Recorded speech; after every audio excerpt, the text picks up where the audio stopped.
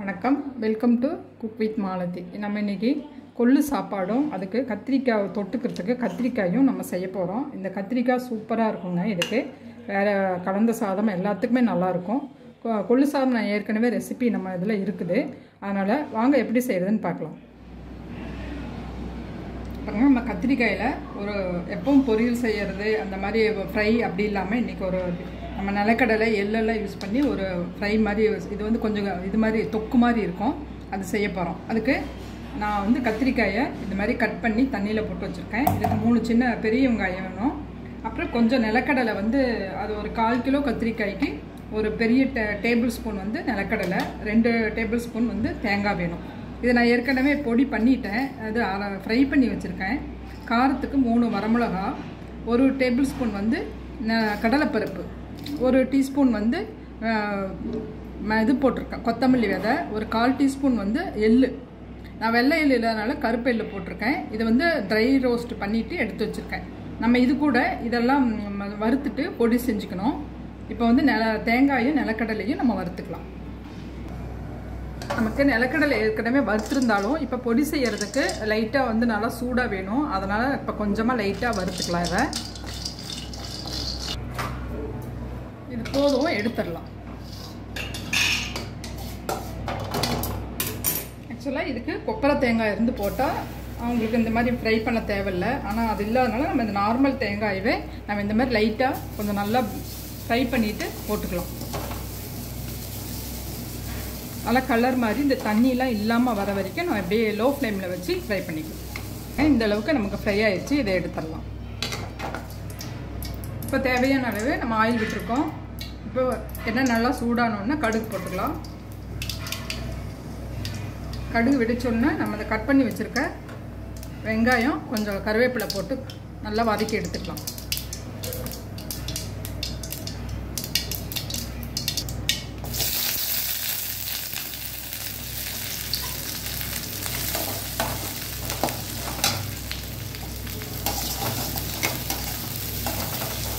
கத்திரிக்காய் பாருங்கள், இல்லை ஆனியன் இந்த அளவுக்கு வதங்கி இருக்கு. இப்போ நம்ம கத்திரிக்காய்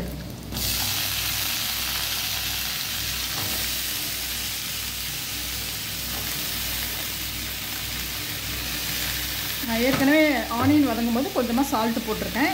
இப்போ வந்து நம்ம வந்து இதில் கொஞ்சமாக மஞ்சத்தூள், தேவையான அளவு சால்ட்டு போட்டு நல்லா இதில் இந்த கொஞ்சம் நேரம் ஆயிலே வதக்கிற அளவுக்கு நம்ம வதக்கி எடுத்துக்கலாம். அப்படி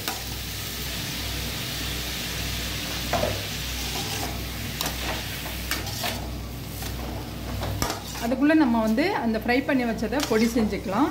இப்போ வந்து ஃபஸ்ட்டு நம்ம வந்து மிளகாய், மல்லி, கடலைப்பருப்பு, இந்த எள்ளு போட்டோம் இல்லைங்களா, இதை ஃபஸ்ட்டு நம்ம பொடி பண்ணிக்கிட்டு அதுக்கப்புறம் தேங்காய் போடணும். தேங்காய் போட்டு அரைச்சிட்டு லாஸ்ட்டாக தான் நிலக்கடலை போடணும். ஏன்னா நிலக்கடலை கொஞ்சம் ஆயிலியாக இருக்கிறதுனால அது வந்து பிடிச்ச மாதிரி ஆயிரும். நம்ம அந்த மாதிரி பொடி செஞ்சுட்டு இருந்தோம். பாருங்கள், இந்த மாதிரி பொடியே இருக்குது. இப்போ நம்ம வந்து தேங்காய் போட்டுட்டு அரைச்சிட்டு அப்புறமா நிலக்கடலை போட்டு கொஞ்சம் கொரன்னு பொடி பண்ணிட்டு இருந்தோம்.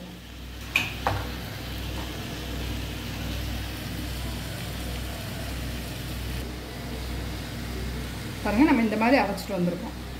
இப்போ இதை வச்சுட்டு நம்ம இந்த கத்திரிக்காயை நம்ம வதக்கி எடுத்துக்கலாம். ஒரு பாதி வதங்கினதுக்கப்புறம் மிளகாத்தூள் ஆட் பண்ணணும். அது எப்படி ஆட் பண்ணுறாங்க பாருங்க. இப்போ வந்து பாதி வதங்கி இருக்குது, நல்லா பாதி வெந்துருச்சு.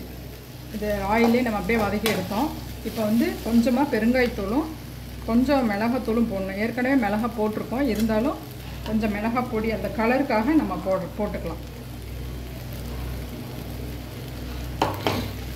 போட்டு நல்லா மிக்ஸ் பண்ணி விட்டுருங்க. பாருங்கள், மிளகாத்தூள் போட்டு லைட்டாக வதக்கிவிட்டோம். இப்போ வந்து தண்ணி காய் வேகத்துக்காக தெளித்து விட்டுக்க போகிறோம். நான் சுடுதண்ணி விடுறேன். எப்பவுமே இந்த மாதிரி பொரியல் செய்யும் போதோ காய் செய்யும் போது சுடுதண்ணி லைட்டாக விட்டோம்னா நல்லா சீக்கிரம் காய் வேகும். அதனால் நமக்கு தேவையான அளவு கொஞ்சம் நல்லா வேகணும், நல்லா தொக்கு மாதிரி நல்லாயிருக்கும். அதனால் தண்ணி விட்டுட்டு நம்ம கொஞ்சம் லைட்டாக மிக்ஸ் பண்ணி விட்டுடலாம். மிக்ஸ் பண்ணி விட்டு க்ளோஸ் பண்ணி வச்சிடலாம். பாருங்கள், இப்போ வந்து காயின் வந்து நல்லா வெந்துருச்சு, நல்லா குழைவாக வெந்திருக்கு. தண்ணியும் இந்த மாதிரி ரொம்ப ட்ரை ஆகக்கூடாது, இந்த மாதிரி ஓரளவுக்கு இருக்கணும்.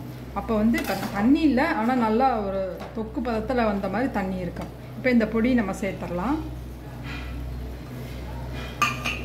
இப்போ இந்த பொடி சேர்த்திட்டு நல்லா கலந்து விட்டுடலாம். மிக்ஸ் பண்ணி விட்டுட்டு அப்படியே இதில் கொஞ்சம் நேரம் அப்படியே இருக்கணும். லோ ஃப்ளேமில் வச்சுட்டு நம்ம மூடி வைக்கலாம். இந்த டைமில் சால்ட்டு பார்த்துக்கலாம்.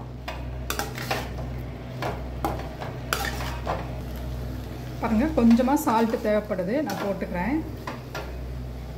இப்போது நம்ம கொஞ்சமாக நல்லெண்ணெய் இருக்குது இல்லைங்களா, அதை கொஞ்சம் மேலே பச்சை எண்ணெயை அப்படியே ஊற்றிட்டு கொஞ்சம் நேரம் அப்படியே லோ ஃப்ளேமில் மூடி வச்சுட்டு ஆஃப் பண்ணலாம். ரொம்ப சூப்பராக இருக்குது டேஸ்ட்டு. நீங்கள் இது வந்து எல்லா ரைஸ்க்கும் பண்ணலாம். தக்காளி சாதம், தயிர் சாதம், புளி சாதம் எல்லாத்துக்குமே பண்ணலாம். சூப்பராக இருக்கும். அதில் கொஞ்சம் இப்போ வந்து நான் நல்லெண்ணெய் மேலே ஊற்றிட்டு க்ளோஸ் பண்ணி வைக்கிறேன்.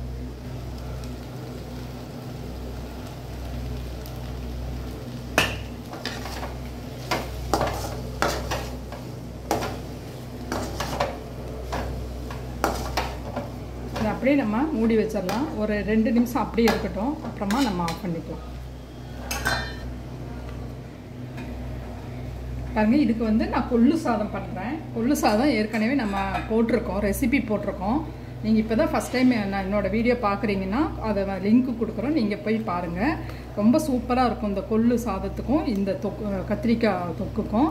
அதனால் நீங்கள் இந்த மாதிரி ஒரு நாள் நார்மலாக ரைஸ் செய்கிறதுக்கு இந்த மாதிரி செஞ்சு சாப்பிட்டு பார்க்கலாம். பாருங்கள், நம்ம சூப்பராக கரெக்டாக ரெடி ஆயிடுச்சு. ஒரு 2 மினிட்ஸ் நம்ம வந்து லோ ஃப்ளேமில் வச்சுருந்தோம். நல்லெண்ணெய் ஊற்றிட்டு ரொம்ப டேஸ்ட் வந்து ரொம்ப சூப்பராக இருக்கும். நீங்கள் கண்டிப்பாக கத்திரிக்காய் வாங்கிட்டு நல்லா பிஞ்சு கத்திரிக்காயை வாங்கிட்டு இந்த மாதிரி செஞ்சு பாருங்கள். வாங்கின அன்னைக்கே செய்யணும், ஃப்ரெஷ்ஷான கத்திரிக்காயில், அப்போ தான் நல்லாயிருக்கும். இதை நம்ம க்ளோஸ் பண்ணி வச்சிடலாம். நீங்கள் இந்த ரெசிபி கண்டிப்பாக ட்ரை பண்ணி பாருங்கள். பாருங்கள், நம்ம இப்போ வந்து கொள்ளு சாதம் பண்ணிட்டோம். இது இப்படி தான் இருக்கும். இதை நான் வீடியோக்காக இந்த மாதிரி சின்ன கப்பில் போட்டிருக்கேன். சாப்பிடும்போது நம்ம பிளேட்டில் போட்டுட்டு இந்த மாதிரி லைட்டாக அந்த கஞ்சியோடு தான் சேர்ந்துருக்கும். ரொம்ப நல்லாயிருக்கும் இது. இந்த சாப்பாடும் நம்ம வந்து கத்திரிக்காயும் செஞ்சிட்டோம். இந்த ரெகுலராக நீங்கள் கொள்ளில் நிறையா ரெசிபி பண்ணுவீங்க. ஆனால் இந்த தடவை இந்த மாதிரி கொள்ளு சாதம்ட்டு செஞ்சுட்டு ஏதாவது ஒரு துவையல் இல்லைனா இந்த மாதிரி இதே கத்திரிக்காய் செஞ்சு சாப்பிட்டு பார்த்தீங்கன்னா ரொம்ப நல்லாயிருக்கும். நீங்கள் ரெசிபி ட்ரை பண்ணி பாருங்கள் கண்டிப்பாக. இப்போ வந்து எங்கள் வீட்டுக்காரர் அவர் சாப்பிட்டு பார்ப்பார், எப்படி இருக்குன்னு சொல்லி சாப்பிட்டு பாருங்கள். ஒரு நிமிஷம் நான் சாப்பிட்டு சொல்கிறேன்.